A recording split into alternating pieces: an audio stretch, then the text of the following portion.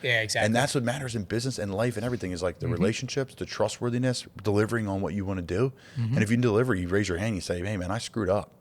And that makes you even deliver more or let the people know that this guy can deliver and hold his own. So it's all about relationships. And people take that kind of tongue in cheek, I think. But you got to deliver. Welcome to the Fuel Hunt Show. What's going on, Eagles? Welcome to the Fuel Hunt Show. I'm Joey. I'm here with Drew, and today we are joined by Colin Thompson, one of the few, NFL tight end, founder of a media company, Not For Long Media, podcast host. I mean, I could probably keep going on and on. One thing I will tell you that Colin is not, he is not an accountant. No. He's not an accountant? No, is that how we're kicking this off with it? I think we're going to kick it off with this story. When we met you. Well, yeah, the reason why you're here. Well, what does it have to do with me financially? I'm confused. Well, so. Oh my God! Yes, this story's great. Yes. Long story short. So I'm like, wait, did I screw something up in billing? Colin and I attended the same high school. Yep. What year did you graduate, Colin? 2012. So I was 2009. So we're 3 years behind. We were in the same high school at the same time. Yep. And we were on our first flight to meet Baders. And we Philly to Charlotte. We were a connecting flight. This is 2021, right? Memorial Day Sunday. Yeah. I was coming back from a bachelor party, my own kind of, but it was like COVID time, so it was kind of weird. Yeah. So I was next to this abnormally large man, and I said, I was just making small talk. I was like, you went to Temple. You had your Temple bag. I had a Temple bag. And I know you went to Temple. I was like, we got to talk. And I said, what do you do for work? And he said, I'm an accountant. I'm an accountant. I'm in finance. I said something like, I think I said marketing. Maybe I'm not. Usually it's I could be wrong. It's definitely not finance, or I can tell you that right now. You never would have said finance? I don't think so, but I like that one better. Let's go with that story. Who knows? I could have. Again, my recollection. I had a big weekend the weekend before, and like usually I'm like talking to everyone on the plane, but like I'm going back to like practice. That's typically your strategy. Is like you don't say you play in the NFL. Listen, I'm a nobody. I really am. Like in the NFL scheme, like. I'm a nobody. Like if I played for maybe a bigger brand, and it's no shot at the Carolina Panthers, but they're not the biggest brand in the NFL. I started with the Giants. I was somebody there, and I was undrafted. Like literally, Evan Ingram was the first round pick. I was the undrafted tight end. Like my signing bonus was $4,500. His signing bonus was, I think, I don't know what it was then. I would say maybe 1.5 million. Yeah. So a big jump, and people were like, Colin, down the street, like in New York, like undrafted, go Big Blue, and you're like, holy shit, same in University of Florida. I was somebody there, but then I went to Temple. People don't care. Yeah. People don't know you. And then in the NFL, I was a journeyman tight end, so I've literally never had a fan come up to me in public in the NFL. I don't think ever. Okay. I don't think so, and be like, hey, are you now Carolina? A little bit towards the end. Sure. But I was out with Baker Mayfield, like at a Mexican restaurant, having beers, shooting the shit before a game. Sorry. Yeah. And no one said a word to him. That's just Carolina. It's just like, it's that's crazy. Imagine that here. Oh my gosh, no. Even that, imagine just like imagine like Reed Blankenship. Not even like a Pro Bowler. Yeah.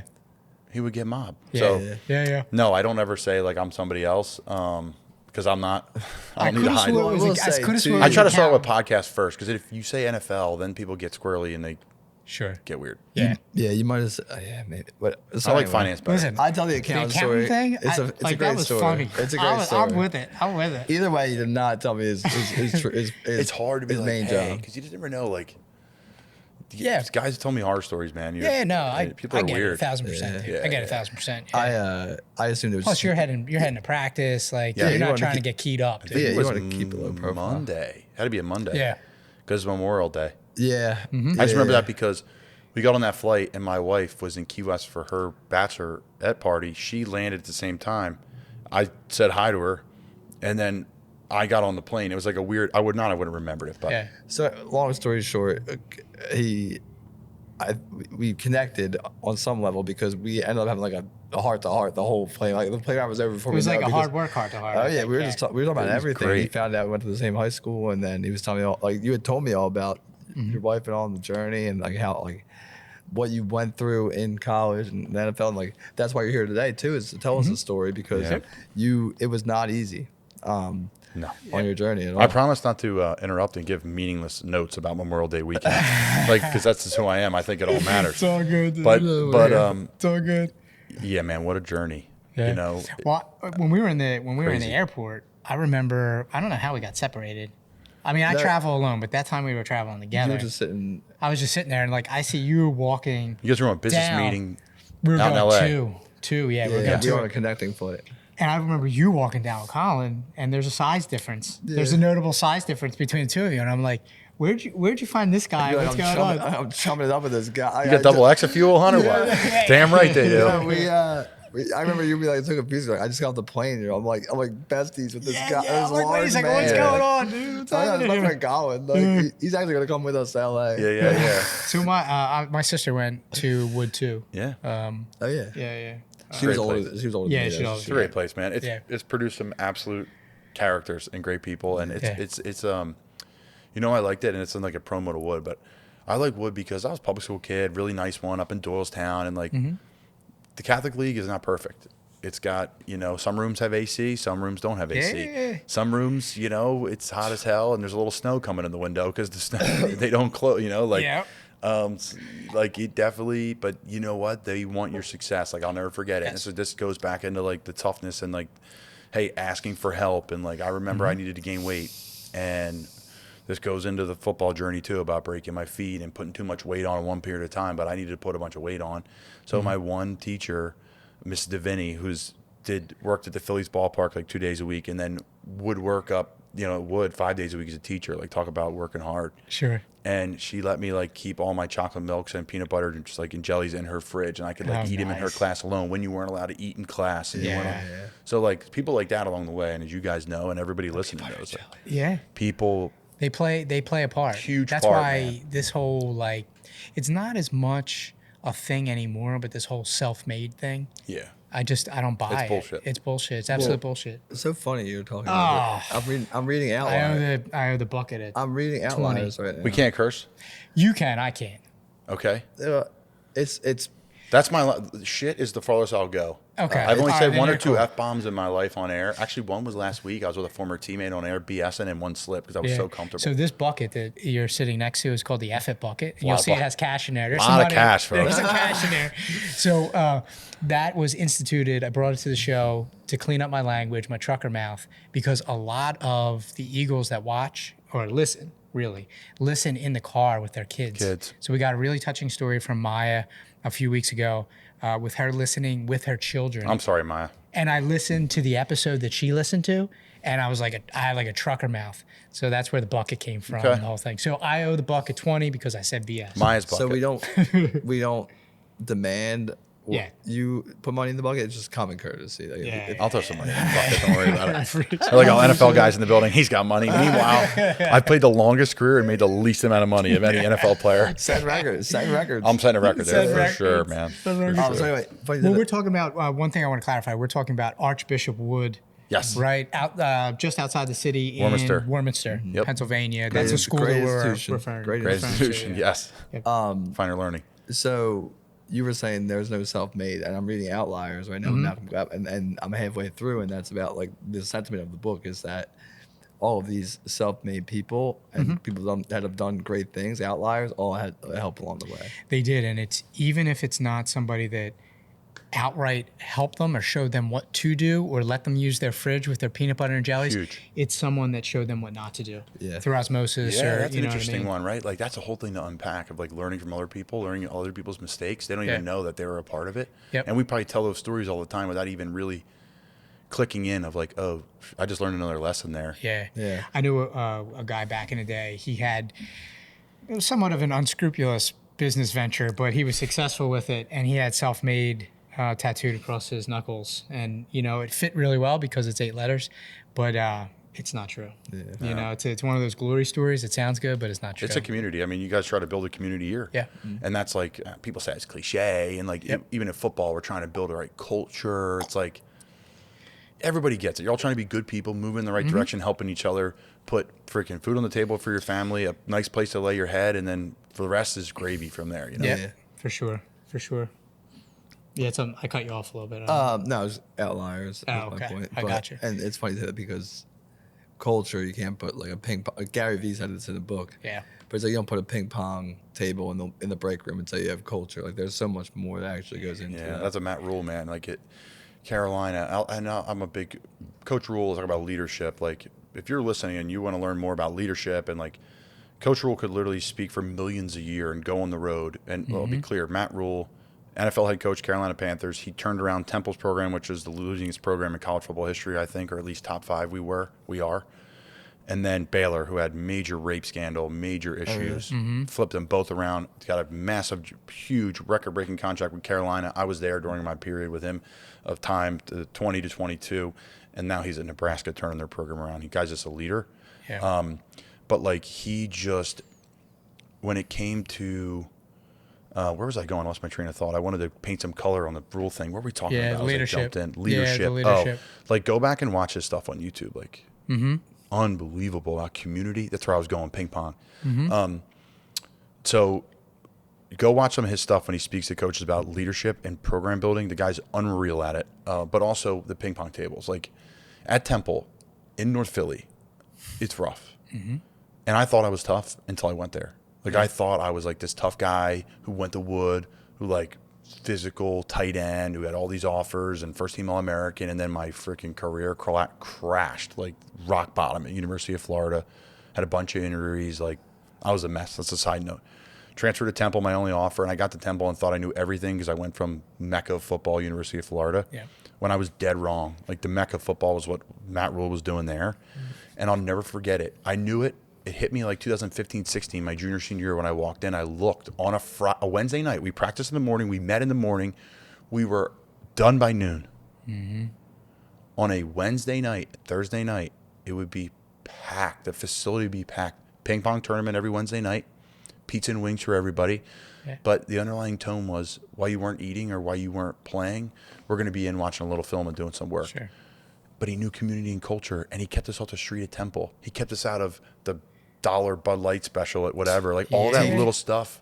Yeah, like dark, whatever it was, Drought Horse or whatever it was. Yeah. But my point is, like, he culturally, everybody says the ping pong table. Like, I believe in that stuff. Yeah, I do, because you never, all of a sudden, like even in Carolina, like people ripped him in there because we didn't win. Bottom line, but you come into our locker room, it was a healthy locker room. There'd be 20 guys on the ping pong table. Yeah, huge brackets and tournaments. Yep. Like everybody camaraderie. People didn't leave the building for 2-3 hours after meetings were over.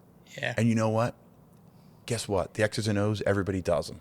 Yeah. It's like, great. You need to have a good quarterback. You need to have a good head coach. You need to have good players. But other than that, it's the guys, it's the communities, it's the people that are like, got their crap together and are like pulling for each other. He did so much than just put the table there, though. You know what I mean? There's a lot of companies that put the table there and they're like, boom, instant community, instant culture. Like, what do you mean we don't have a culture? Well, that's because nobody's playing on the table. No, it takes a leader to step up and say. He would walk in and play.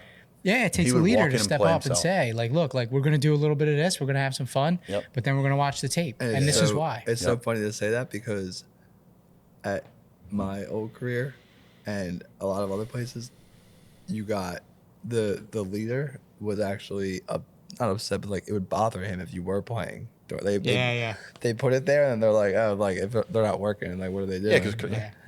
There's a whole. We could be here 4 hours breaking that down, right? We haven't even started the podcast. No, we haven't. Right. No, we haven't. I'm already hijacked it. But cornhole, ping pong, the lounge chairs, the recovery, everything was about like the older I got, I just like tight ends. Where we go on the road, we get into town, say we're playing Philly.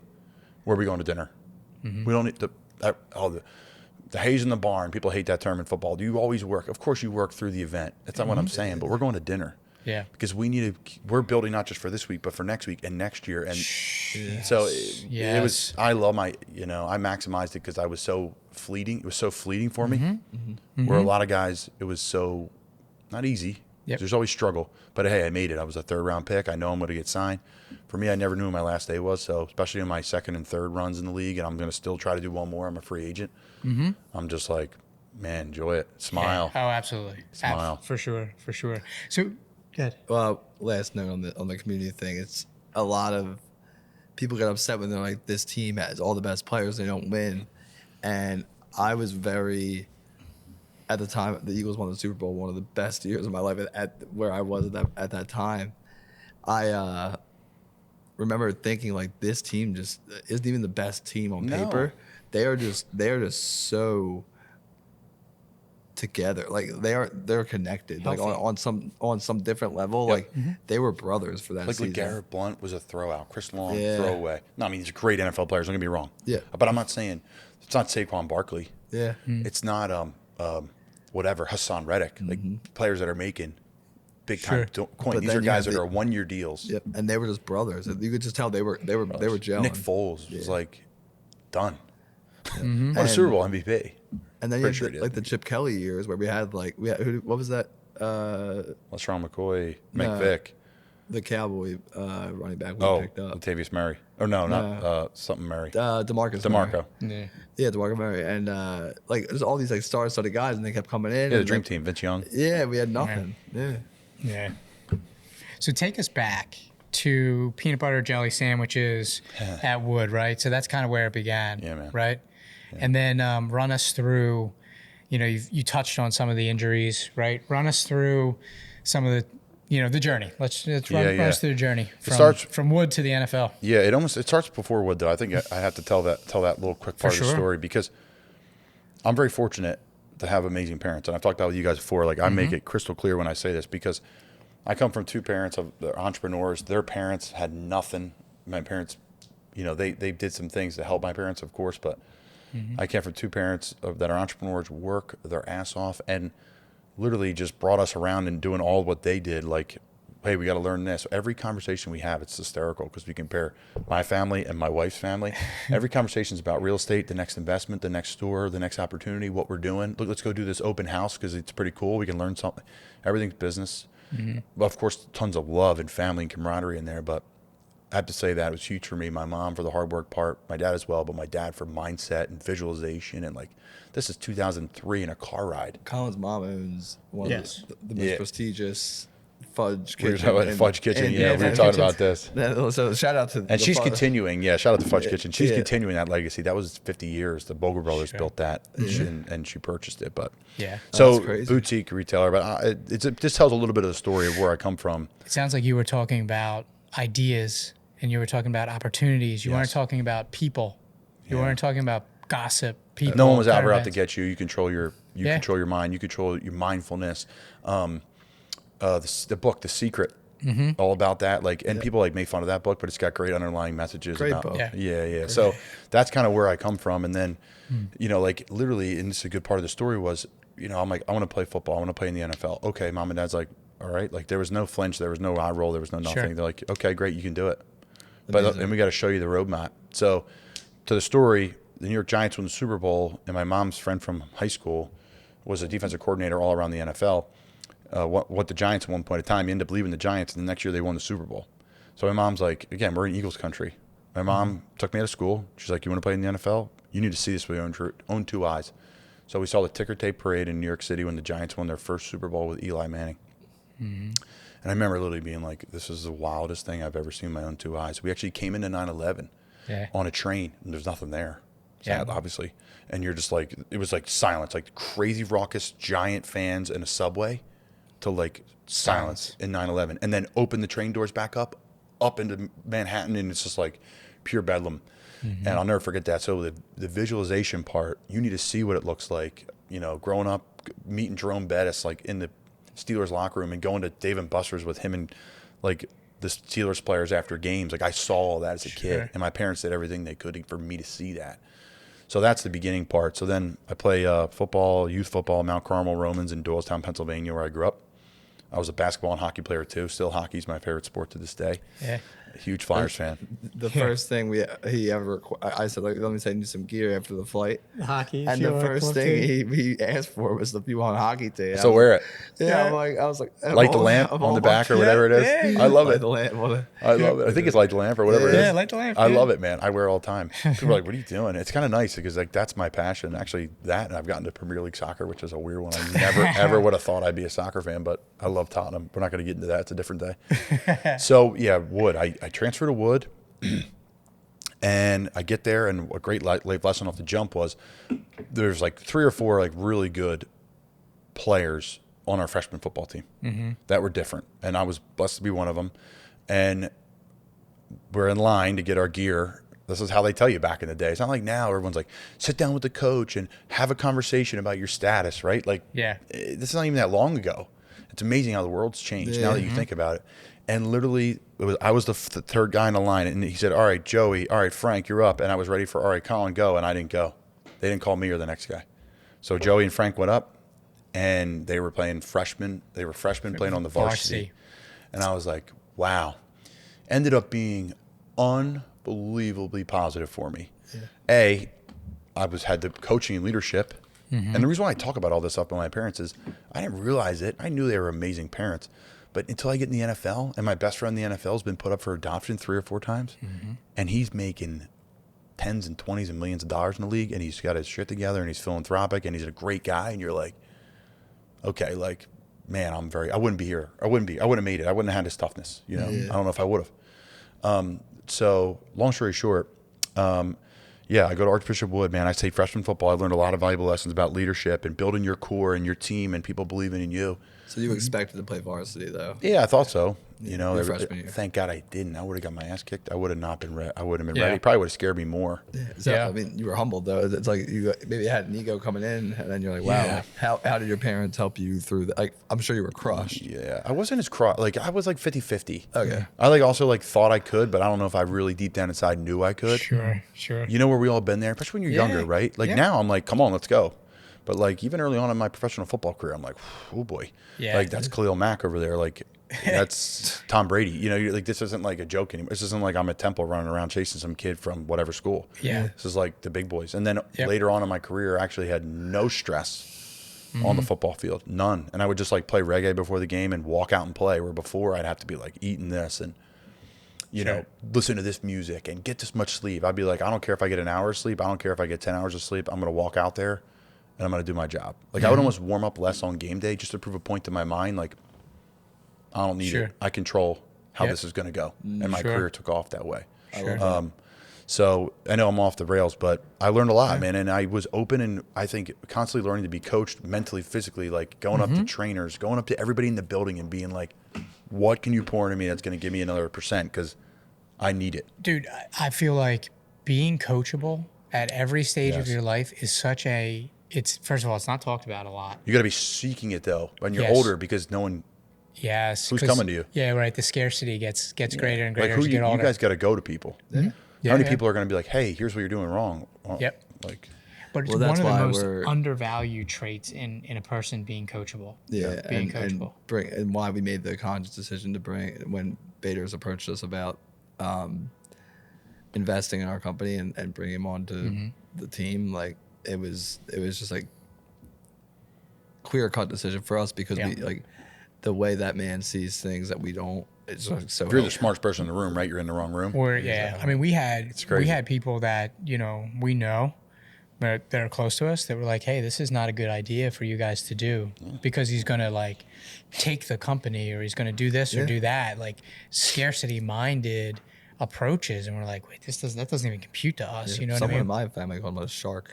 Like that's what I'm saying. Like, they're watching Shark Tank. Yeah. And they're like, hear the horror stories. Yeah, I mean that's anything, right? You got to take chances, and you got to be able to pivot and willing to go to like whatever lengths it needs to take. So so Archbishop Wood. It sounds like being coachable. You being coachable and actively seeking it out was best thing ever happened to me. Pouring gasoline on the foundation that your parents set up for you, right? Yeah. I think I enjoyed. The older I got, we all have the dopamine hit of like doing something well, right? Mm-hmm. But I think I didn't get the dopamine hit of scoring or like making a big play for my own self. I was like, I gave validation to myself and to the coach and I mean that humbly, like doing that technique, that coach was like, he's my guy. And the best guys I played for, it's funny, throughout my career, they're my best friends off the field. The coaches that aren't friends, that want to keep the wall up, or are all football, I don't play well for them. I just don't. It's crazy. And even a grown man who's a professional and you should be able to play for wherever. Yeah. But I need more. I need layers of relationship. I need to know about your personal life. And that's why the better I played, the more mature I was off the field, the better relationship was off the field.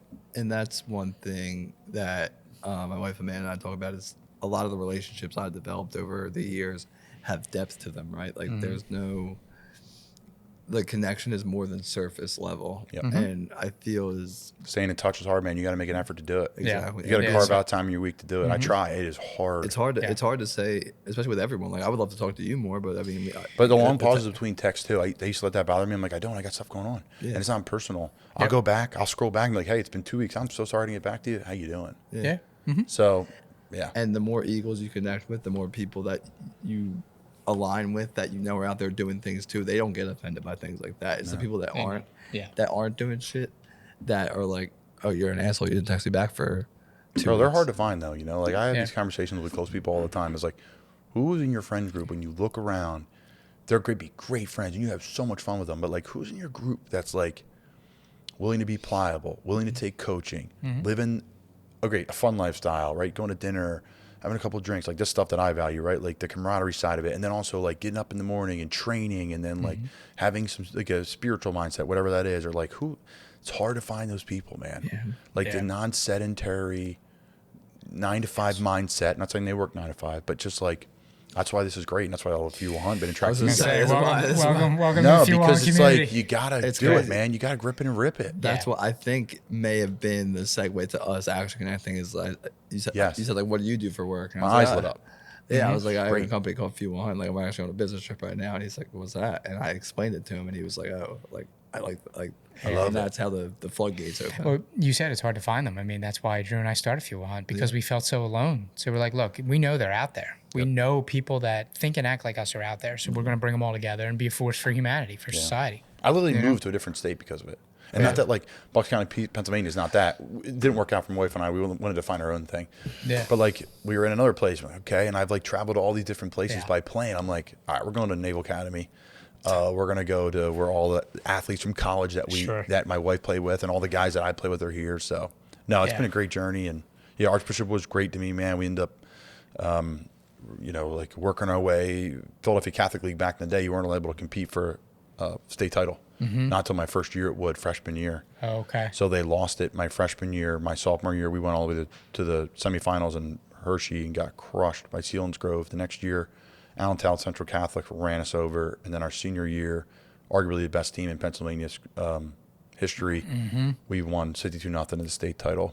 Nice. Largest margin of victory in PA finals Ever. history Yeah. ever. Yeah, That was And, under Devlin, right? under Is Devlin. he still there? No, he's at Ursinus now, defensive coordinator Ursinus. Okay. We probably had on that team. We probably had 15 to 20 Division I guys, another 30 college football players. Really? Maybe Yeah. more. I don't even know the numbers, but we had a ton and coaches that came over from decades and history of toughness and physicality, and like we were just the bad boys, and we were willing to go farther than than everybody else physically. So it was a great run. It was a great place, and it was a great journey, man. That taught me a ton of lessons and set me up for the next chapter. It was a unique place, Wood. It was a unique culture, and I love my time there. Yeah. So what was that next step? Set you up for your next step where? Yeah, that was the Running through- University of Florida, man. Yeah. I tell these facts too, and I mean it humbly, but it paints a picture to everybody from where I was to where I went. A dark place. I was first team All-American. Came down my steps in the morning. I never forget it. My dad's like, go to ESPN.com. I was like, why is he so serious? I click on there, and he's like, dude, you're #1 tight end in the country. I was like, I'm like emotional thinking about it. Like, are you kidding me? Like, I'm some kid like playing backyard football, like Yeah. whatever, like farting around, ice skating. I was a huge hockey player. Like, Yeah. So that was a monumental moment, Sure. and the mountaintop for me individually, for someone who like never scored a lot of touchdowns or never caught a lot of passes or never, like most athletes that are like these high achieving guys or like have all these personal accolades. Like I was not all intelligencer my junior year, but I was first team All-American because I was at these camps and they're like, holy cow, this guy's going to be really good. And we didn't throw the ball or anything. So it was a weird philosophy for me to mentally where I was going, and then humbled by my parents. And then the media side comes in where I started my media career because once a night, maybe twice, 5 days a week, Monday through Friday, I had a school call me, a coach call me, or I did even more than once, or I have a media outlet from that town that offered me in. So like the Chapel Hill Times, where North Carolina is, we'll call, or you got an offer. What do you think? What's it like? I mean, I literally I take every phone call, say yes to everybody. And now some of those people, A, either work for my media company, or B, I still work with them in media, which is pretty cool. Yeah, it's cool. So connections, relationships, that's my parents too. Like always connect, first class. Like you never know who's watching. You never write handwritten thank you letters. There's a whole thing on that. Yeah. So again, like they were heavily involved in that. And then working to the next step, the University of Florida, like, man, there's a spider web here, but Dan Quinn recruited me to Florida, who's now the head coach of Washington Commanders. Will Muschamp, Will Lewis. I go to Florida. It was a great Derek Lewis tight end coach. It was an awesome spot, and I was training at Central Bucks West, a historic football program in Eastern Pennsylvania, and my hometown of Doylestown. I go around a cone.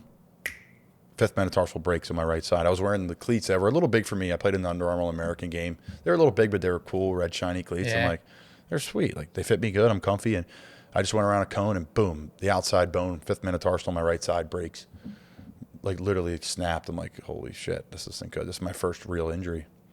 Get to surgery. Was okay surgery. I would have done it a little bit differently now. I would have went through the university. They kind of help you get with the doctor. But I'm like, no, we'll go down to UPenn. They're the best in the world. And the guy's like, hey, we're not going to treat you like an athlete. We're going to treat you like somebody normal. And I was like, man, I'm big. I'm a big boy. I need a deck screw in there. Yeah. So I went to Florida, re-broke the bone again, and then got redshirted. They put a huge deck screw in. For the doctors out there, they put a bone graft in. They put like a paste right over the thing, and it's been rock solid for me. I wish all my feet had screws in them, but neither here nor there. So it was really like, okay, great. Then I'm going to come back the next year. Had so much foot pain on both sides of my feet, like crazy, like literally couldn't move. Supposed to come in and compete as a starter as a freshman, like in the SEC, which mentally I don't know if I would have been ready for, but I would have gave it hell, you know? Yeah. And it just tons of pain, and I got redshirted. So the next year I come back, and like we're trying to get orthotics. They fly these people in from Denver to custom fit orthotic. They didn't work. They flew me out to Oregon with the head athletic trainer and another teammate of mine. And we did like 24 hours in Oregon in the Nike campus, which is the most ridiculous thing I've ever seen in my own 2 eyes. Yeah. And they like feet scan, custom cleats and everything. And like that helped a little bit. They got me in a smaller cleat, blah, blah, blah. And I come back and I'm playing, and I'm like battled in training camp. And like, it's hell down there in training camp, dude. Like August in University of Florida, like right in the center of the state. Life-changing. Like I would literally unbuckle my pads. And then buckle them right before the play, so I could play with properly fitted pads. But I couldn't breathe in the huddle if they were on too tight, because it's so hot. We're talking so hot. So I know I'm plowing through the story here, but it moves the pot along. I come back, competing for a starting job. I'm like the second, third string guy. I'm just doing my thing. I'm getting my health. My feet are underneath me now. I'm starting to get some groove, but I'm still in a lot of pain, like tons of pain. I'm like, all right, I can fight through it. Like as long as it's not going to really do me long-term damage, I'll be fine. Sure. So. Moving along, it's our 3rd game of the year. We play Tennessee. I play pretty well. I come in like kind of garbage time and play a lot. I'm like, okay. And the tight end coach told me later, he's like, you would have been our starter probably against at LSU, which is one of the hardest places to play in the country. You would have been our starter the next week, but you got hurt. I'm like, yeah, I know. I played in Tennessee game. I felt fine. I go home. I actually met my wife that day, which is crazy.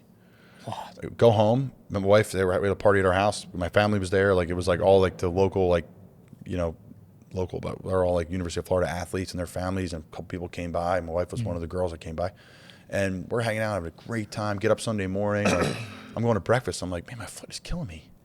My left foot now. Broke my right foot twice. Yeah. So I'm like, I don't know what this is. I go into the training room. I'm like, my foot is really bad right now. Really weird, like eerie feeling. So I get it checked, and it was a navicular stress fracture. It's what Joel Embiid had. So when Joel early in his time in Philly, like they're like, hey, load management, everyone's rolling their eyes, but man, I know what that injury is like. It is like you can't put a screw in it and fix it. It's got to naturally heal, and if you're a bigger boy. Yep. So I was good. Everything was fine. Florida's like, hey, just take another year, man. You're going to be healthy as a clam next year. It's going to be perfect. You're going to be our starter. The guys are going to graduate. You'll come back, be better than ever. Great. Not the case. 2 weeks later, out of nowhere, I get a tap on the shoulder. Come meet with us in the room. Okay, great. Doctors pull me in. They're like, hey, your career's over, University of Florida. I'm like, well, what do you mean? I'll go walk onto the basketball team. I just met my wife to be. What do you mean? Yeah. I'll go walk on a baseball. I'll just shag balls, or I'll do something. I'm going to be an athlete. I'm going to play in the NFL. What are you talking about?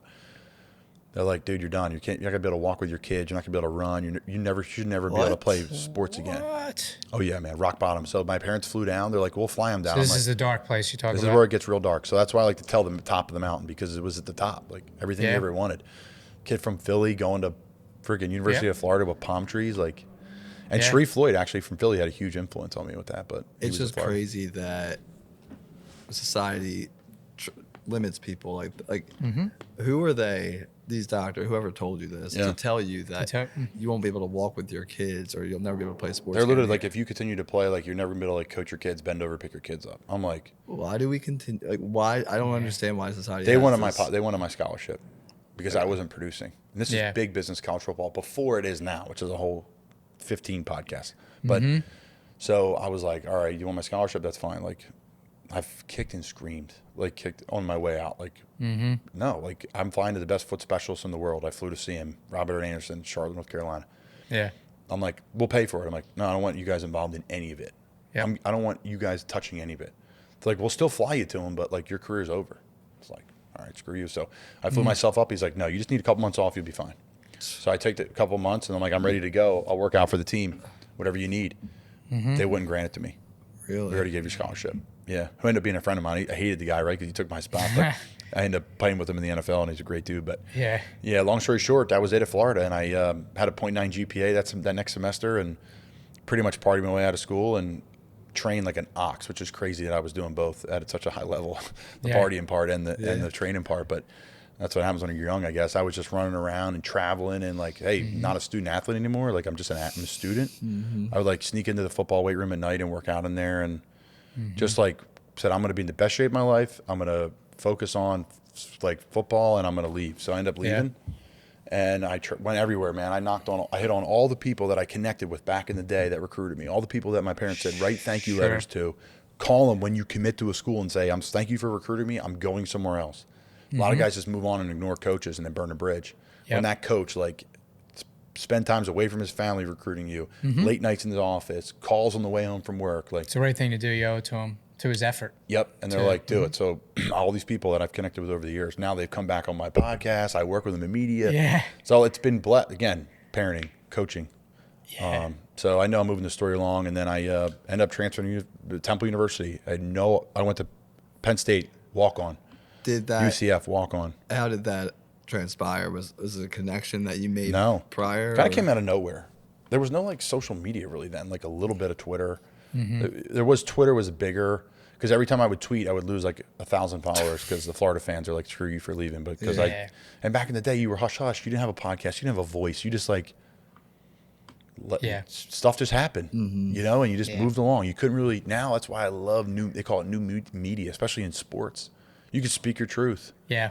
You control the narrative. The best Philly athletes here, Kelsey, Fletcher Cox, Brandon Graham, Lane, they talk to the media. They control the narrative. They call into 94.1 and say, hey, this is what's going on. Yeah. So there was none of that then. So that just transpired out of nowhere. I didn't want to go. Yeah. I don't want to go to Temple. Temple was the bottom of college football at the time. They won two games a year before it too. And thank God I did, man. I met a PT, Joel Roth, who saved my career, who works on a lot of the Phillies players now. Best PT I've ever been with. And played for Matt Rule, who changed my life mentally and toughness. It took me to dark places, that whole team, than I never could have gone by myself or with another probably program. And that team at Temple was able to go harder, longer, and go to really dark places to beat you. And that's why we had a lot of success. And we had 26 wins in 3 years. We beat Penn State for the first time in 74 years. We won a conference championship with. You were on that team for the Penn State? Yeah. So it was chaos, man, and it was so cool to be a part of it. And city of Philly is a great city. People are great. Yeah. The toughness of it, I loved every second of it. They really got behind that Temple run too. Yeah, they did. You were like NFL athletes at that point. Dude, it was big time, man. Like the Temple tee was huge, and like we had college game day here. I remember Matt Rule being like, I literally couldn't even walk to college game day. Like people were mobbing me. I'm like, this is crazy, little old Temple. So that was the height of it. It was a great run. Like I said, man, like I went from palm trees, and life can get really good down in Florida. But when you get to Philly and it's spring ball and you just had to practice and you can barely open your hands up to like look on your schedule where class is, and it's raining sideways and the paper it tells you where class is wet, and you haven't eaten. Study hall's over here, food's over here. You got 10 minutes to make it. Matt Rule made you carry a gallon water jug around campus, and if it wasn't half full at all times, you were in trouble. Like, because your prep wasn't there. So it was constantly like, oh my God, like constantly weighing like pros and cons and scheduling and toughness, and then you'd have to like go to class, and it was just your whole day was filled. Yeah. And I learned a lot of lessons. So no, I tried to speed the story along, but that was my college career, and there's so much inside of it. But man, what a great place, and a lot of dark times, a lot of high moments, and there was a year there where I didn't run or do a lower body lift. Yeah. Talk about crazy free development. Like, Yeah. I'm curious to see, what I would have been like just a little bit like with upper body injuries with the shoulder or something. Yeah. Because all that running, man, all your feet, all your powers, your lower body. Yep. So yeah, hell of a run, man. So where do you head to after Temple? What happens after Temple? So then I go, get the agent, hire the agent. I go train in Do the thing. Atlanta and go to a pro day at Temple and run a crap 40. I think I ran a 4.99 or a 5 flat bar, but I run like a 4.72 now, 4.73, maybe high 4.7s, but not a 4.55 or a 5 flat 40. And my agent's like, I don't know, man. We'll see how it goes. And I had a local workout with the Eagles. I had a local workout with the Jets and a local workout with the Giants. It's like a radius that you can go to. Yeah, you're like everyone's invited. If you're like a somewhat decent prospect, you're going to go. They're going to give you a courtesy call, which is really cool. Oh, that's cool. Yeah, so Yeah. I had 3 workouts, and then I met with New England, which was out of nowhere. Nick Casario, who's the GM of the Texans now, met with me one-on-one. Actually, no, excuse me, met with myself and 2 other players on our team that are both were NFL players, one still in the NFL. And my agent's like, dude, you may get drafted now. So I went from like literally no interest to like you're meeting with someone, like they're meeting. That doesn't happen. So there was like a lot of traction building there and momentum. And then all of a sudden I had a really good local workout with the Giants. And there's a lot of connections. Again, Matt Rule was with the Giants 3 years before as an assistant O-line coach. Gotcha. And Kevin Gilbride Jr. was a former Temple coach, and he was a tight end coach for the Giants. And he liked my tape. He liked and knew who I was, and he ended up being my tight end coach with the Giants, with the Bears, and with the Carolina Panthers. So Oh, wow. Kev, again, personal relationship, always Yep. played well for Kev. And yeah, Because I got to imagine he didn't just like your tape, he knew your character. he knew everything. Yeah. They he know knew everything in the league, man. They Yeah. know everything. Personality, where you were born, raised, high school team you played for. Sure. Your deep, dark secrets that you don't want anybody to know, they know. They know everything. Yeah. I've been blessed to not have many of them, but like that day, I'll never forget it when the New England scout came in. He put a play on the board. He put 2 plays on the board. Play 1, play 2. Great. You memorize them. You take notes on them. You move on. You know he's going to ask you to put 1 on the board because he wants to see how you do. So I studied play 2. Well, while I'm studying play 2, he's grilling the other 2 guys in the room for personal issues off the field, grilling them. What happened in this situation? What happened in that situation? And they didn't know that he knew that. I think they knew he knew like 1 or 2 of them, but I mean, they knew everything, high school stuff. Yeah. What happened? Why'd you get this detention? I mean, everything. They Yeah, vet it's you. wild. And I'm sitting there like distracted. Like I'm looking at the guys. I'm like, you did what? That's what I wanted to say. Like, what happened? They're like, past life, man, past life. I'm like, okay. So, man, they know everything. So I go to New York Giants undrafted, and I had emergency appendectomy. I reached the mountaintop, man. I played for New York Giants. I'm ready to go. I'm wearing number 80 in my locker. The 80 in my emails for Jeremy Shockey. I didn't pick number 80. They gave it to me. I turned the corner, and there's Shockey. That was a cool manifest. We told us on the ride. I could tell it again. Yeah, I got to Yeah. slow down because there's so many stories, but I don't want to take too long. But yeah, so Jeremy Shockey, tight end for the New York Giants, really good player. I liked his mantra. I liked his juice. He had the bald eagle tattoo on the arm. The guy was just like F you all the time, and I kind of like that. I'm not like that all off the field, but on the field, I try to you come to someone you're not your a little edge. bit. It's my edge a little bit. It keeps me going, and I liked him. A really good player. Something about Jeremy Shockey I love, dude. Same thing. It's just I don't nuts, know. man. Do you know Jeremy Yeah, Shockey? of course. The nutty of player, course. like Dawkins, nuts, Shocking, Yeah, nuts. Like yeah. the guys that have the screw loose, they're special people, man. Yeah. So Shockey's like the man, right? So I have a poster of him on my wall, and I wore growing up for sure. And I was an all-star game. I met him. My mom. I watched him on a parade float go right by me. Actually, I don't think he won a Super Bowl then. He won a Super Bowl with New Orleans, I believe, just New Orleans, late in his career. So long story short. You're there. You're I'm wearing there. You're wearing 80. Dude, I literally turn the corner as I'm there, and I'm introducing myself to everybody, and all the rookie classes coming through, and they bring you in the locker room, and they're like, "All right, guys, your jerseys are hanging in your locker. They don't give you a choice. You're rookie, undrafted, and Victor Cruz just retired or just left, and for some reason they put 80 in my locker. I didn't ask for it, nothing. I was like, damn. Usually they give the guys like me like 43. I wore 48 this year for Minnesota as a camp body, training camp guy. So it was a huge manifestation situation where I'm like, my dad's like, you want to be shocky? Put in your email number. I wore it at the CYO All-Star game at Northeast High School. Yeah. I wore 80. I was a right tackle. I wore 80 because I wanted to. They let me wear any number you wanted. I'm like, I could pick my number. 80 it is. 80 it is. So right yeah, tackle, man. So played for the Giants. Had emergency appendectomy. Played my first preseason game. Holy cow, I wasn't ready for it, but I played in it, and I was like, wow, I made it. We went to dinner at a steakhouse with my family in New York City after. It was a big celebration. It was close to home, big deal. I end up waking up in the morning, like, on all fours on my bathroom floor, like, pulling the trigger, trying to take something to go out the other side, like, anything to get what's going on in my stomach out of my pain, like, excruciating pain. I was my wife, like, we went down to CVS in New York City. I'll never forget it, and I'm literally laying flat on the ground. It's the only place I can find comfort. Flat. And they're like, we got to go. I called the Giants. I'm like, guys, I'm pretty good with pain management stuff, but this is dead red, 10 out of 10, scream pain. They're like, we'll see. In your stomach? I'm like, yeah, there could be appendix. So I go in. I'm in an Uber on the way to the facility, and the guy's like in the tunnel going back to the facility. My stomach's just like killing me. Guy's crushing me. Yeah. I'm like, oh, dude, can you please try not to stop as hard? He like barely spoke English. I'm like, all right, it's fine. Just keep going. I'm just dying. I run into the facility. My wife comes running in, which is kind of a no-no. It's like the workplace, like, come on, I don't care at this point. Like, but I'm nervous. I'm a rookie. My wife comes in, and they're like feeling around my stomach. They're like, I don't know. We can't feel what it is. And all of a sudden, they put their hand on something. And I was like, oh my God, I feel like you just punched me in the face. Yep. Go to the hospital. The Giants. Thank God I was. Man, the hospital was packed. I know. What's up? Yeah, I mean, it's no joke, dude. No joke. And thank God I was with a team because they rushed me right in. I was right into surgery. 30 minutes in. Wow. Like, if I wasn't with the team, I'm sitting in that lobby. Yeah. That lobby was packed. And as time passes, things get more and more dangerous. Dude. Serious with them. So I get rushed in. The guy comes in. He's wearing like a button-down shirt. He had a mustard stain on his shirt. I'll never forget it. He's like, sorry, man, I was at lunch with my wife. This is a team surgeon. Yeah. Like the team they have multiple surgeons for different situations, right? Yeah. So he came in. He did the surgery and woke up the next day. And there was my wife. There was Kevin Gilbride, the tight end coach there. He came and saw me, my parents. And yeah, Giants are first class though, man. They got an Uber and they dropped my wife off in the middle of town. They made sure she got safe to where she was going. Like that, teams don't do that stuff. Yeah.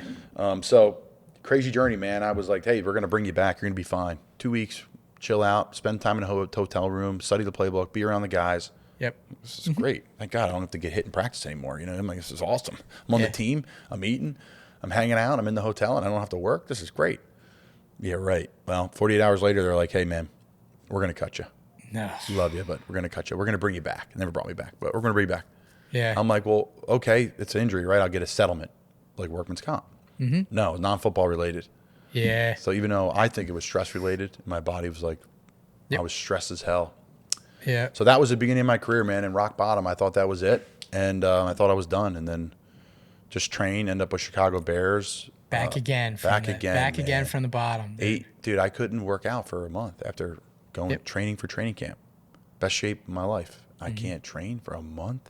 So I would walk around Doylestown like 10 miles a day. Like places I never even knew. I just walked through neighborhoods with headphones in, listening to like sports talk radio. Just to keep it moving. What am I going to do? I can't break a sweat. Great for your health though, I've heard, walking. Yeah, very good. Yeah, very good. You're probably in great health. Not so much. But, yeah, man. So it was quite the journey. And then back again with the Bears. Zach Miller almost lost his leg on Monday Night Football, and they brought a workout, like 8 guys in for a workout. I won the workout. Couldn't believe that. Got cut today there when they traded for Khalil Mack almost a year later. Yeah. I mean, there's so many stories there. I mean, this could be a 5-hour pod. Bears, and then out of the league, man, hard for about 3 years. I was in the AAF in Birmingham Iron. Yep. Running marketing and media for my mom's company. Got called into Birmingham Iron, a league that shut down after like 6-7 weeks, but they were paying guys great. So I went down there. Yeah. Made a little bit of money. I was at the Guinness factory in Baltimore, having a couple beers, and back to the spider web, to the connections. Yeah. Relationships. Guy that was a recruiting guy at University of Florida, Brendan Donovan. who I connected with, and he moved on, and I moved on at the same time from Florida. He messaged me, "Are you in shape?" Now this is after a night out in Annapolis and about 3-4 Guinnesses in. Oh my Yeah. god. I'm like, I'm in great shape. What's going on? Now I've been training. Like I don't mess around. I like to have my fun, but I don't mess around with my training. My diet about 6 days a week I don't mess around with. So I'm pretty dialed in. Yeah, 5-6 days a week. When you're out doing Samboners. Yeah, a couple Sambona reviews like I did today. I would be lying. Usually I do like half a hoagie and half a cheesesteak, and then I don't. But today I ate whole hoagie and half a cheesesteak. So I'm like, screw it. I'm coming to see you guys here. So, yeah, man. So Guinness story. I'm sitting there, and he's like, "You in shape?" Via text. I'm like, "Yeah." He's like, "All right, call me." So he's like, "Hey, listen, we need a tight end, bad." Bad in Birmingham. I'm like, all right, well, my agent says I'm going to get an NFL deal. I don't think I'm going to do it. He's like, just come down. You need to film. Come play a little bit. You'll be fine. Yeah. So connections. He was a recruiting guy in Florida. I treated great. We were great friends. He brings me in. Connections again. Who's the head coach? Yep. Tim Lewis, that NFL guy that sat behind my mom in homeroom for 4 years in high school. Kyle, we're going to sign you. They signed me. Great. So I end up being there and connecting with this guy named Ron Selesky. Ron Selesky went after that to the XFL, the next startup league that's now the UFL, which is really strong and healthy because there's no real feeder to the NFL. It's just college football, which is plenty enough, but it's good to give guys more jobs. And Ron Selesky goes to the XFL in Tampa, begs the Tampa Bay staff and the XFL to sign me. I end up playing, the league shut down in the AAF. I go to the XFL. I end up playing like 6 games with them, and COVID shut that down. Or 5 games. COVID shut that down. And then Vince McMahon honored to pay us all the way through our contracts, which was really first class. Wow. Oh, wow. Not a lot of people do that. Yeah. Not a lot of people would do that. And he paid us all the way through. And then out of nowhere, I got a call from Matt Rule. "Hey, we're going to sign you. Are you okay with that?" I was like, "What?" He's like, "All our scouts watch what you did in Carolina." Sure. I asked the people of the Carolina staff to watch all my former players at Temple and Baylor that played in CFL, XFL, and tell me if any of them are good enough to make it in the NFL. And I've had experience in the league before. And he signed like 6 of us total. Yeah. We had a great group of us all there trying to instill his culture. And yeah, it was a great run. 3 years in Carolina. We had plenty to get into there. And then last training camp, another one of my friends at the tight end coach position who has been great to me, and I played well for him, is Brian Angelico. And he's out with the Vikings. And I went to the Vikings for training camp as like their end of the guy. Six tight end for him, trying to help run the offense with the 2s and 3s and Gotcha. take the reps off the starters. So Still going. Going to try to do one more year. I feel great. You know what the shitty part is, guys? Is you're in the best shape of your life and you feel great, but you're 30 in the NFL. You're an old man. Yeah. That's the hardest part, man. And they always say athletes die twice. Like, dude, I was on the couch this year. I thought I was dying when I got cut from Minnesota. I'm like, I just played the best football of my life. Period. Yeah. You literally just did. And everybody says that you're like in the best shape and all that, but you really are. When you really are, and you aren't lying to yourself, and you're on the couch, like, what do I do now? Nothing. No phone ringing. No nothing. You're a free agent. Like, we're all free agents technically. Like, anybody can be signed in any moment of time. But when you're grinding and you hit rock bottom and that phone doesn't ring and there's no agents aren't helping, nothing. It's you. So you got to get back to your training. You got to get back to what you know. And that's been good to me, man. Everything's through my training. There's one key thread or common thread throughout your entire career, and it's relationships. Yeah, huge. Right? A lot of people, I think, write off that relationships thread and they say like, it's always about who you know. But that's not the full story, in my opinion. I listened very carefully to you talking about those relationships, and it sounds like to me that you always showed up for those relationships. You always gave in those relationships, even if it was just playing your best or honoring the culture or spreading the culture or really leaving people better than you found them. Yeah, it sounds. I was going to say that exactly. Like, it sounds like you poured into every relationship you've ever had, and you never left anyone hanging. No, I try. I appreciate the kind words. No, no. It's Because like that's what it's about, man. It's the lifeblood of it. These things don't happen for people that just have acquaintances. These things happen for people that leave lasting impressions on other people, and you do that by giving to them. Yeah, You know, you got to give. that's- I love giving. I think, and you got to give, and you also have to be willing to coach, and you also be like, when you take it too far, when you're really getting fun, and you got to be like, all right, I'm over my skis here, or I did something wrong. I think that's a huge part of it too. Sure. And I said it the other day. The one guy, I'm like, like the one kid I train with down in Maryland at this great. Anybody who's in the Maryland area, True Sports Performance, like PT, unreal. Pete, shout out. But they're part of like the community, so I'll shout them out. Sure. They're that type of people. This one NFL guy was talking to me, and he's there, and he's like, yeah, I'm trying to get back. We'll see what happens with this team, that team. I'm like, well, your coach has just left. Who you're friends with, right? He's like, I loved him. I was great friends with him. I'm like, well, where's he at now? And I knew the answer. He's like, he's at this team. I'm like, well, have you texted him and said, hope good luck? He's like, no, why would I do that? I'm like, well, you care about him, right? Yeah. He's like, I love the guy. I'm like, well, text him, good luck. Hope your family's settling in well. And when I'm in the area, let's get a beer. Let's get a sandwich. Mm-hmm. And he was like, well, I mean, is that a big deal? I said, dude, it's keeping me alive in the league. He's like, no, what kept you alive in the league is you're a good player. I'm like, well, you're a good player. I was a good player. What are you going to do to separate yourself from the rest of the good players? Yeah, exactly. And that's what matters in business and life and everything is like the relationships, the trustworthiness, delivering on what you want to do. And if you deliver, you raise your hand, you say, hey, man, I screwed up. And that makes you even deliver more or let the people know that this guy can deliver and hold his own. So it's all about relationships. Yep. And people take that kind of tongue-in-cheek, I think. But you got to deliver. Yeah. Oh, and that's one of the rules of the few is to get give. And we believe that pouring into every relationship, no matter. The key is, too, that a lot of times people only want to pour into relationships that can pour back into them, right? Like, you got to know it. Like, I'm going to get something out of this. But the whole point, and this is a book that was given to me by my old boss, is The Go-Giver. Is you got to give without expecting to receive. And that's where people miss. Mm-hmm.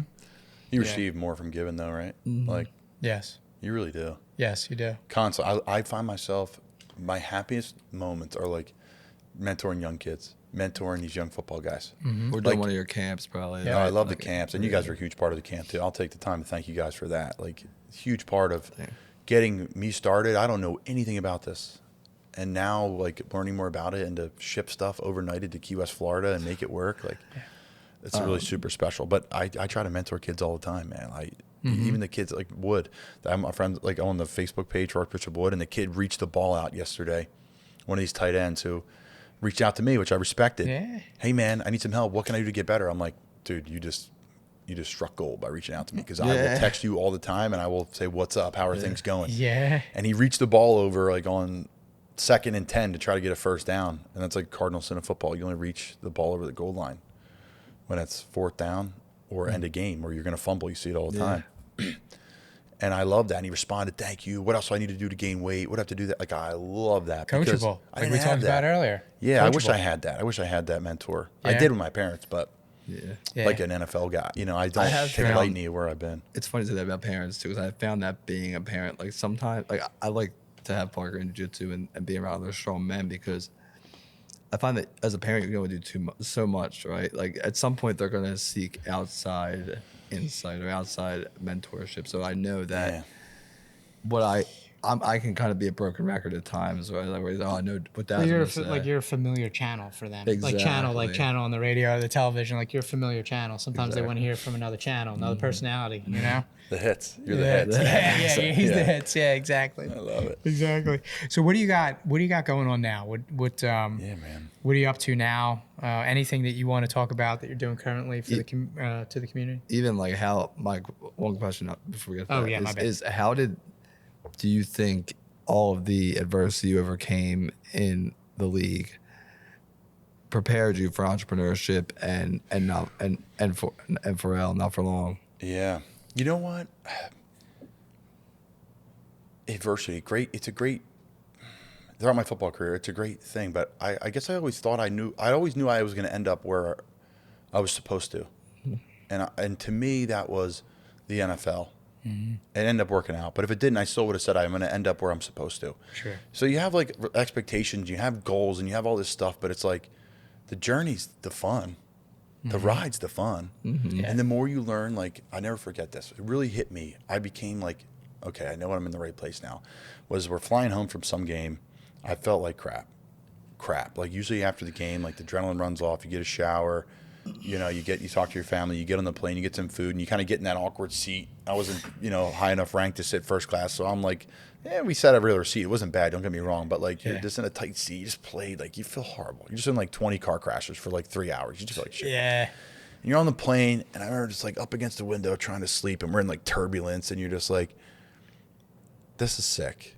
This is awesome. And we just lost, and I'm like smiling. I'm like, one day you're going to miss it. So screenshot it, like be there. So How to handle the adversity? I don't know if I ever viewed it as adversity. Like, I still got up and worked out the same the next day. Yeah. I never went to a workout and was like, I don't want to do this today. Yep.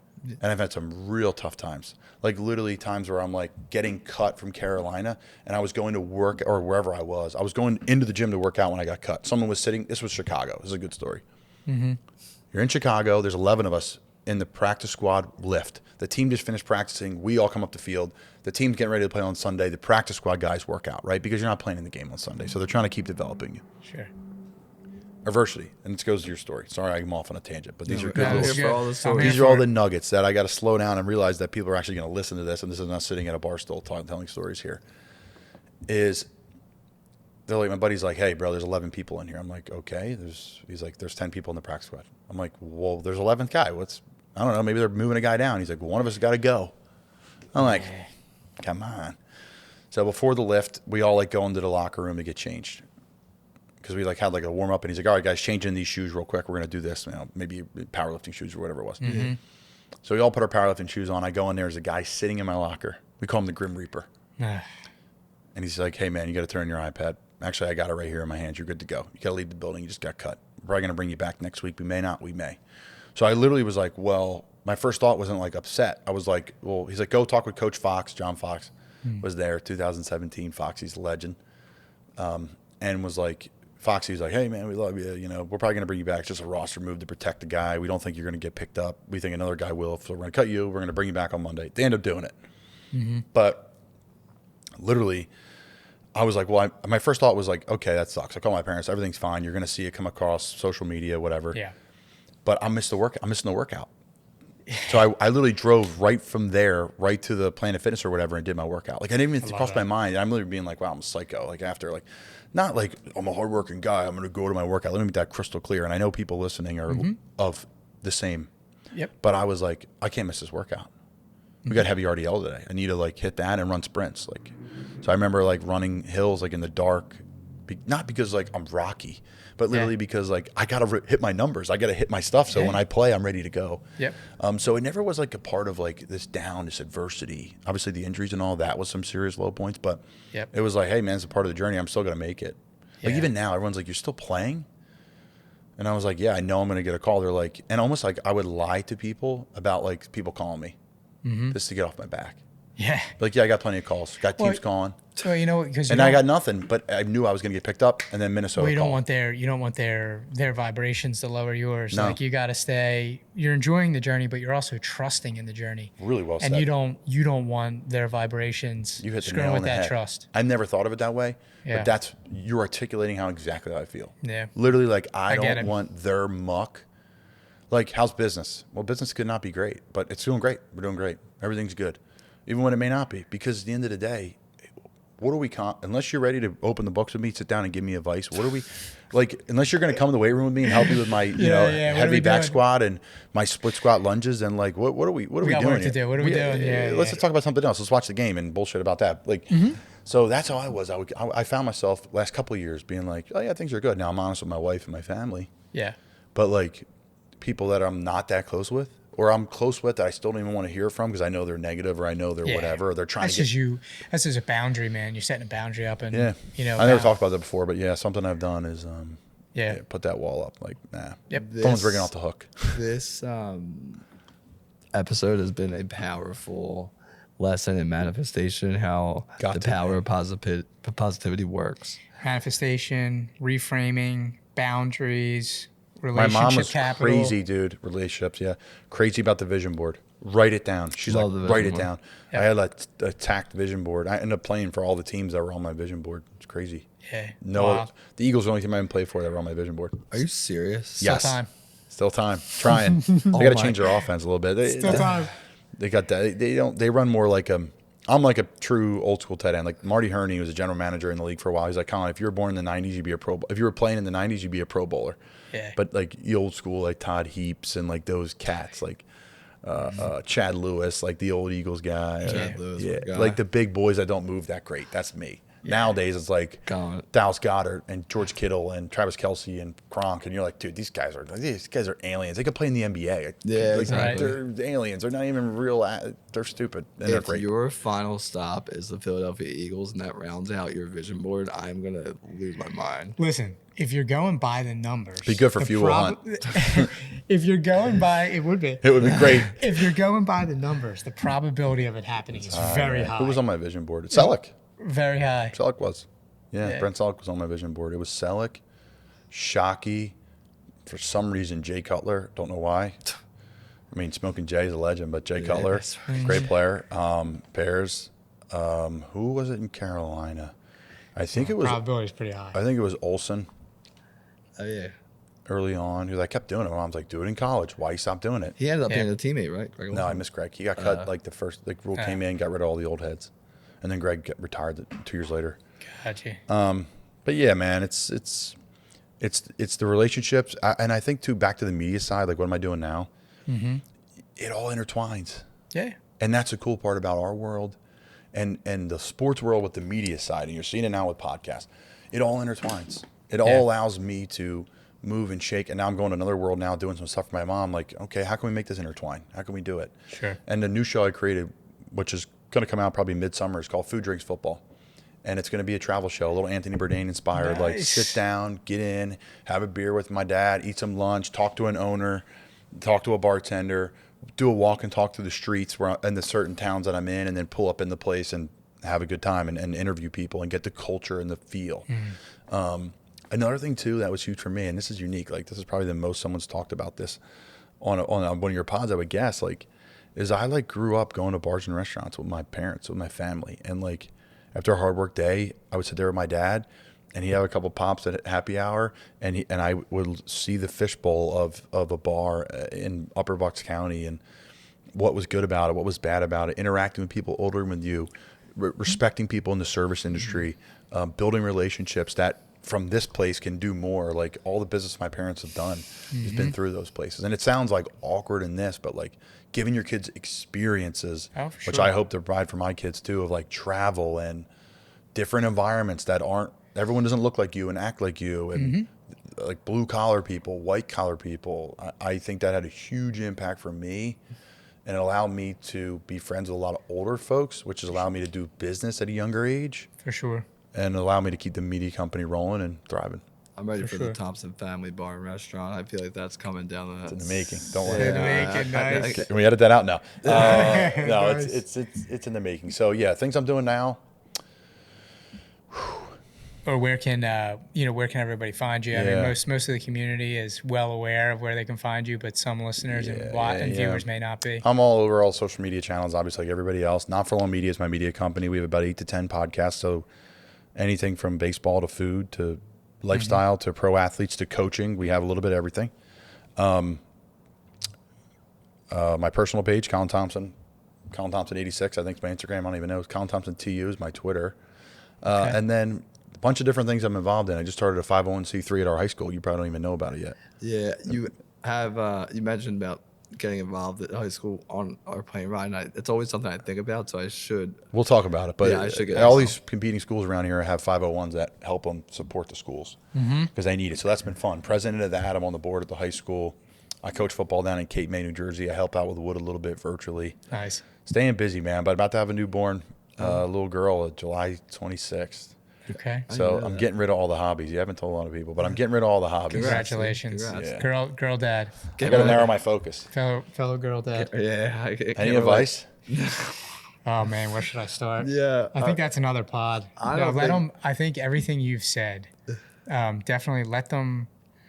All of the lessons that your parents instilled in you, you're going to instill in her, and that's the best start that she'll ever have. And that's what I'm doing with my little ones too, with my daughters. You ever bring them around here? Oh, all the time. They're here. Do you see the ice cream truck over there and the scooters? They're here if they're off from school. They're in the Archdiocese Catholic school down in Philly. Oh, nice. If they're off, they're here with me. Yeah. Yeah, they're here with me. And they're either tearing around on their scooters, they're either rolling on the mats with the dummy, or they're helping Car, or That's I good. point to the back because there's bagging and tagging going on back there, and they're back there with I Mama did it, Rose man. and Car. Mine was a little bit tagging. different. I was bras and panties though. you Yeah, know? I was gonna say. Yeah, a little bit different I than was your gonna- guys. That's my You were mom's. living the dream. Yeah, but I was not. I didn't know what was going on. You know, I'm like, oh, whatever. It's just clothes. Mom needs it done right. So I would rip open the bag and then put the tag in it Yep. for $4 an hour. I'm like, my mom's like, it makes you sound bad. She's like, you don't understand. Your lunch was $30. Yeah. You ate like a house. So yeah, I paid you $4 an hour. Like, what are you talking about? Up in Peddler's Village, man. When I grew up right there. Oh, okay. Yeah, that's where all our stores were, and that's where we lived. Another thing too with my parents was just crazy, and people think that's nuts. I probably grew up in 12 different houses, Yeah. all within 5 miles. Oh, that's wild. My parents would, right, market's high, we're gonna sell. Market's low, we're gonna rent.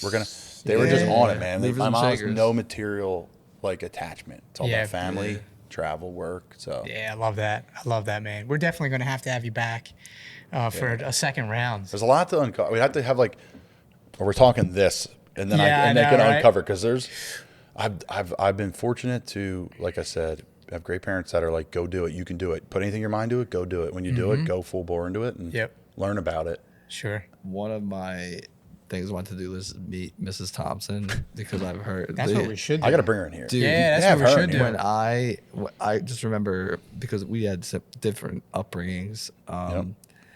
Because when I told my parents I wanted to start a business or be an entrepreneur, they told me to go get a real job. Like, and again, my parents taught me great lessons and Oh, no all doubt. different. But I just remember It's not perfect either. I remember to be you. clear. You first telling me those stories. I'm like, wow, like this woman sounds. Do it. amazing. Yeah. Like literally, my wife and I just invested in a commercial real estate property. My dad's very calculated. Well, we'll see. I don't know, man. My mom's like, do it. Do it. Yeah. Can you afford it? Yep, do it. Like, what? She's like, do it. You'll make it work. You make it work. And if not, you gotta sell it. I'm like, she's real black and white, real to the point, no emotion. Yeah, I think we're going to have her as a guest on the I'm show. telling you, Yeah, she'll that be would way better epic. than me. Because that would be epic. You know what? You just gotta wind her up. I'm going to her today. She's gonna. We're All right, gonna plant the seed for us, I man. will. Plant the seed for us. Seriously. any advice to her that you could give, because I think we're going to start doing address to her staff from a CEO's perspective, like a weekly newsletter. Any advice? Do you guys do that? Joe is the newsletter guy. So we can definitely talk, but I think that's a brilliant idea. So she's not doing that now. Well, she's everywhere. Yeah. Like she goes like, boom, she'll be Cape May, drive back from Cape May, then go to Stone Harbor, and then up to Bucks County, and then go to Annapolis. She'll do it all in a car, fly, whatever. Yep. Jesus. She's all over. So it gets harder to see everybody. So we're like, hey, let's put together a little video that you could send to Absolutely. the I think staff. that's a great idea. I mean, to continually cast the vision and values week by week. Yeah. And also what's going on. This is what's going on in the company or the community. Yep. And this is because everyone in the community or the company wants to be of service.